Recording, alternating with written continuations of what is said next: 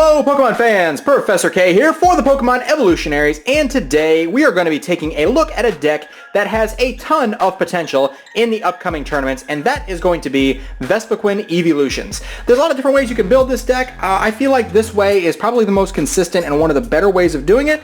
You guys can form your own opinions once we're done. So let's go ahead and get right into it here and start off with what consists of the deck. We've got 4 Combee here. Obviously, the only attacker you're going to have is Vespiquen, so you have to have 4 Combee no matter what way you go with this deck. So of course, if you have 4 Combee, you're going to want to have 4 Vespiquen. Now the idea of this deck is centered around Bee Revenge. This attack does 20 damage plus 10 more for each Pokemon in the discard pile. It's Flareon Reincarnate.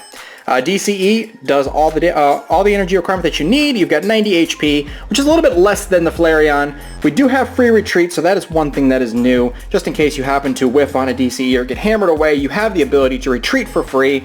It is still a weak Pokemon, but you're doing so much damage that a lot of the times it doesn't even matter. You can overwhelm your opponent very quickly with this deck. It's a very, very fast deck. And of course, if you absolutely had to, you could Intelligence Gathering for 10 and drop to 6, but if you have to do that, you're in a pretty bad situation. So the idea is to get tons of Pokemon in the discard pile. Now, there is a card that came out in Ancient Origins that provides that possibility quite easily, and also benefits you as well, and that is going to be Unknown, with the ability Farewell Letter.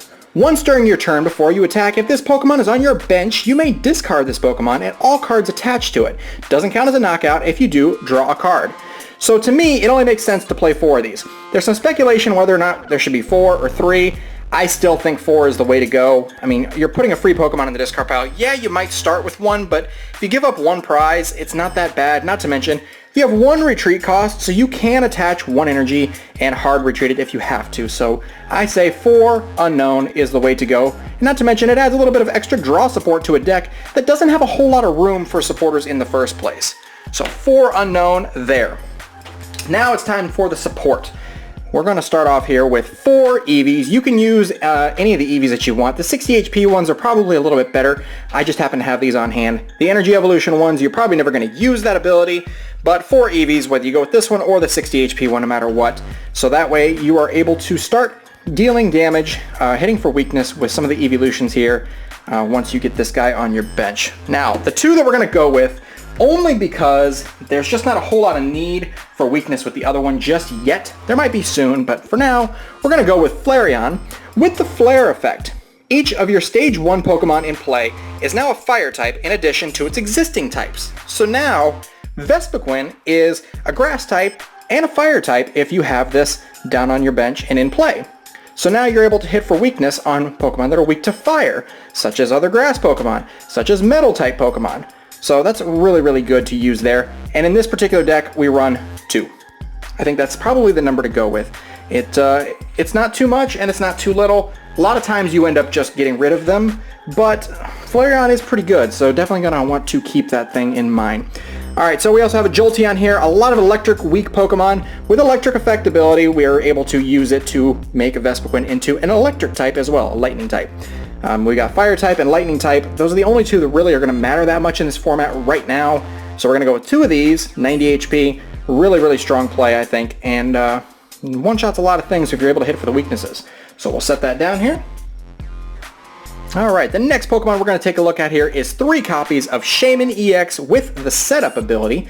Of course, we all know what Shaymin does by this point, but for those of you who are new to the game, when you play this Pokemon from your hand onto your bench, you may draw cards until you have 6 cards in your hand. So in lieu of having draw support, we have Shaymin EX. It's very easy to get yourself down to a small hand size with the tools that we have in our arsenal right now. So Shaymin is definitely a good card, and if you don't need all 3 copies, because I know a lot of you are saying, whoa, that's way too many Shaymin, you're going to give up so many prize cards. Well, if you don't need them, you can just discard them.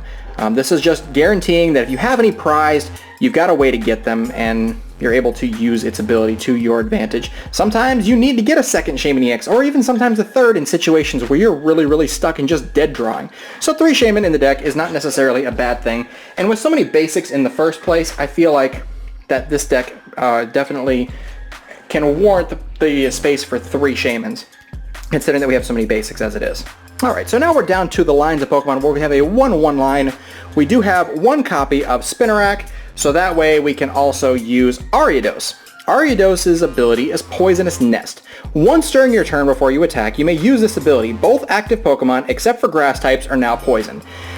This was kind of a late addition to me, but it makes a lot of sense because, as you'll see later, there's a reason why I really have this, but dealing 10 damage to the active, poisoning them essentially, can be a really big game changer. 1-1 may not sound like a lot, but I think that it's definitely necessary in this deck.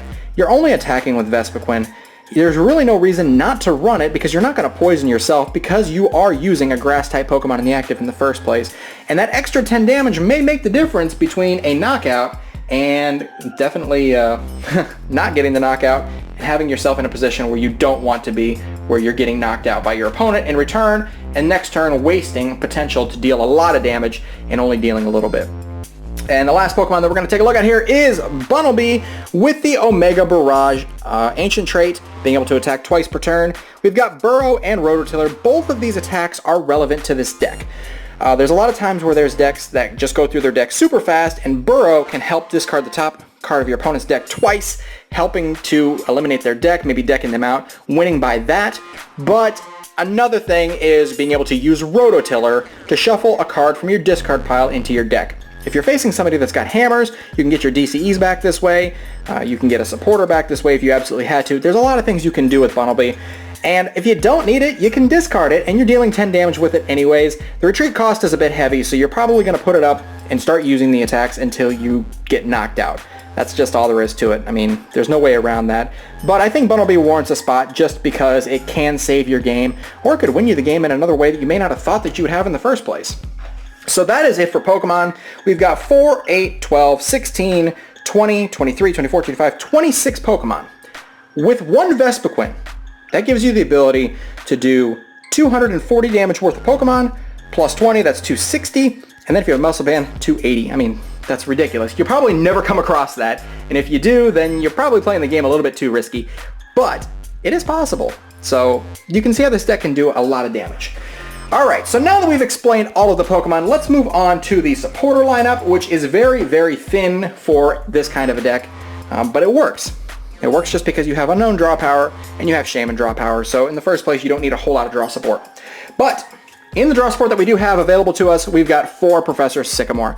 Birch is around, but it just doesn't work in this deck, and not really a need for it. I mean, Sycamore will do the job for you. You're able to go through your deck super fast with a Sycamore and a bunch of Shaymins and Unknowns in the first place, and you really have to be careful now that Lysander's trump card is obviously banned. You can't get the stuff back quite as easily. You can use Bunnelby, but it's just not enough. So you have to be a little bit careful with your card management of this deck. But 4 Sycamore is the draw supporter of choice. Next up, we've got 2 copies of Lysander. Being able to get an EX out of the bench and into the active and knocking it out in place of a non-EX is definitely a good thing. Not to mention, we do have our Aegislash that's around too, so if they put that up and you're not able to attack, because Be Revenge obviously uses a DCE most of the time, you're able to Lysander around it and, you know, maybe get some knockouts that way. There's another way to do it too, but we'll get to that here in a moment. So 2 Lysander I think is a good fit for this deck. We also have 1 copy of Hex Maniac. Now, a lot of people are questioning this edition as well, but to me, if you're going against the mirror match, using a Hex Maniac after you're done with your turn and done everything you need to do can be a game changer. Your opponent can't play their Unknowns. They can't use their Eeveelutions, they can't use their Shaymins, and they can't use their Ariados if they choose to play it. I think it's a big thing, and not to mention it does shut down Aegislash's ability, so you're able to hit with your DCEs attached still. And I've used this card. I can't even tell you how many times this card is an MVP in this deck and in a lot of other decks as well. There's only room for 1 in here, but I've VS Secret and used it I don't know how many times. It's really good. Even though it may seem like, oh, you're shutting down your own deck, the idea is to play out the cards in your hand first, use all of your abilities, and then play Hex Maniac. Then when it's your turn again, you're able to use them, but you're blocking your opponent out.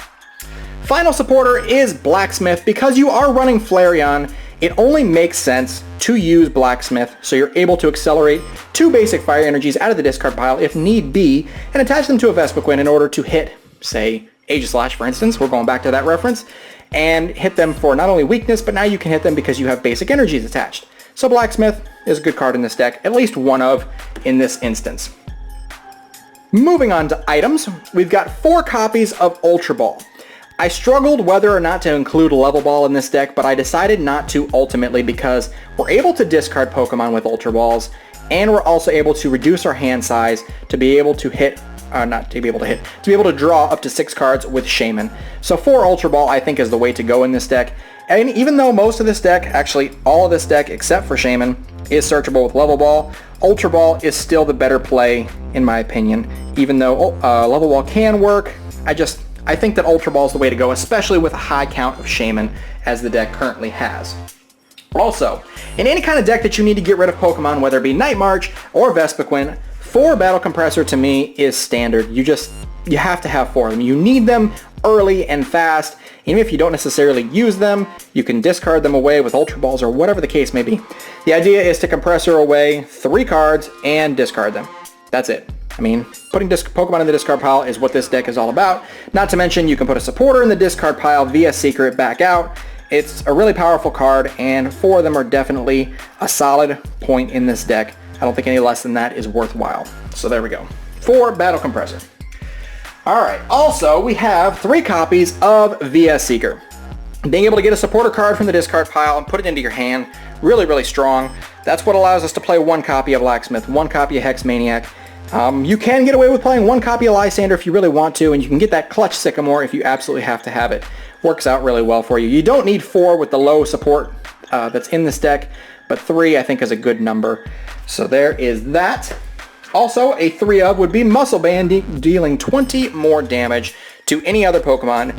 Be Revenge gives you a base 40 damage with a Muscle Band instead of a 20, and it can make a big difference in hitting for numbers. I mean, if you've got Ariados and you're using Poisonous Nest, that's 20, that's 40, that's 50 damage without even having any Pokemon in the discard pile. So it's very strong and it works really well. 3 copies of Muscle Band, definitely a must. 4 is too much, 2 is not enough. Alright, the next card is a personal edition of mine, and that is 2 copies of Acrobike. I feel like this is better than Trainer's Mail, just because you're able to maybe discard a Pokemon if you want to and get something that you need, whether it be a DCE. This lets you get DCEs. Trainer's Mail obviously does not. I don't think it needs a whole lot of them. You know, we got to be careful with card management in this deck. So 2 Acrobikes is the way to go, in my personal opinion. You guys can substitute it for whatever you might like, but I think Acrobike is a good fit in this kind of a deck, and I think it works really well. It's worked well for me so far anyways. Down to the 1-ofs, we have 1 copy of Sacred Ash because, let's face it, Vespiquen is a very, very, very fragile glass cannon. So if we happen to lose too many of them and we got stuff that's prized, we can Sacred Ash, shuffle 5 Pokemon from your discard pile back into your deck. If you have more than 5, you have to shuffle 5, and it's common knowledge in the discard pile. So those of you that are questioning, oh, can we just shuffle in 1? If it's in your discard pile, it can be proven, so 5 must go back into the deck. So there's that.